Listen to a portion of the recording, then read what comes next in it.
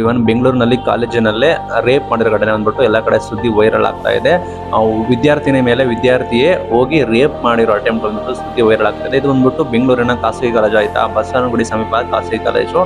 ಇದಕ್ಕೆ FIR ಆಗಿ ಇದನ್ನ ಅರೆಸ್ಟ್ ಮಾಡಿ ಪರಪ್ಪ ನಗರಕ್ಕೆ ಕಳಿಸಿದ್ದಾರೆ ಆಯ್ತಾ. ಈತನ ಹೆಸರು ಬಂದ್ಬಿಟ್ಟು ಜೀವನ್ ಗೌಡ ಅಂತ ಬೆಂಗಳೂರು ನಿವಾಸಿ ಆಗಿರ್ತಾನೆ.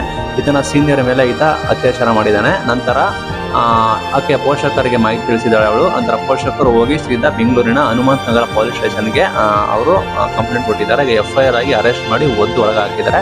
ಕಾರಣ ನೋಡಿದಾಗ ಇಬ್ಬರು ಸ್ನೇಹಿತರಾಗಿರ್ತಾರಂತೆ. ಈಕೆ ಒಂದು ವರ್ಷ ಸೀನಿಯರ್ ಆಗಿರ್ತಾಳೆ. ಕಾರಣದಿಂದ ಈಕೆಗೆ ಬ್ಯಾಕ್ಲಾಗ್ ಇರುತ್ತೆ. ಈಕೆ 1 ವರ್ಷ ಹಿಂದೆ ಹೋಗಿರ್ತಾಳೆ. ನಂತರ ಈತನನ್ನ ಇಬ್ಬರು ಕೂಡ ಫ್ರೆಂಡ್ಸ್ ಆಗಿರ್ತಾರೆ 5 ತಿಂಗಳಿಂದ. ಈತನನ್ನ ಮೀಟ್ ಮಾಡೋದಕ್ಕೆ ಅಂತ ಹೇಳಿ ಹೋಗ್ತಾಳೆ ಆಸ್ಪತ್ರೆಗೆ. ನಂತರ ಈತ ಮಾತುಕತೆ ಮಾಡ್ಕೊಂಡು ನಂತರ ಮೇಲೆ ಹೋಗೋಣ ಅಂತ ಮೇಲೆ ಕರ್ಕೊಂಡು ಹೋಗ್ತಾನೆ.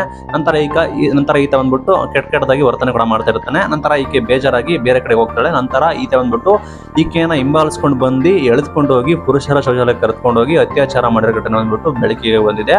ನಂತರ ಈಕೆ ಬಂದ್ಬಿಟ್ಟು ನೊಂದು ಪೇರೆಂಟ್ಸ್ಗೆ ಹೇಳಿದಾಳೆ. ನಂತರ ಪೇರೆಂಟ್ಸ್ ಹೋಗಿ ಕಂಪ್ಲೇಂಟ್ ಕೊಟ್ಟಿದ್ದಾರೆ. ಕಂಪ್ಲೇಂಟ್ ಕೂಡ ರಿಜಿಸ್ಟ್ರೇಷನ್ ಆಗಿ FIR ಆಗಿದೆ. ಸುದ್ದಿ ಎಲ್ಲ ಕಡೆ ಸಾಕಷ್ಟು ವೈರಲ್ ಕೂಡ ಆಗ್ತಾ ಇದೆ. ಕಾಲೇಜುಗಳೆಲ್ಲ ಈ ರೀತಿ ಆಗ್ತದ ಅಂತ ಹೇಳಿ, ಅದು ಬೆಂಗಳೂರು ಎಂತ ಪರಿಸ್ಥಿತಿಗೆ ಬಂತು ಅಂತ ಹೇಳಿ ಮಾತಾಡ್ತಾ ಇದ್ದಾರೆ.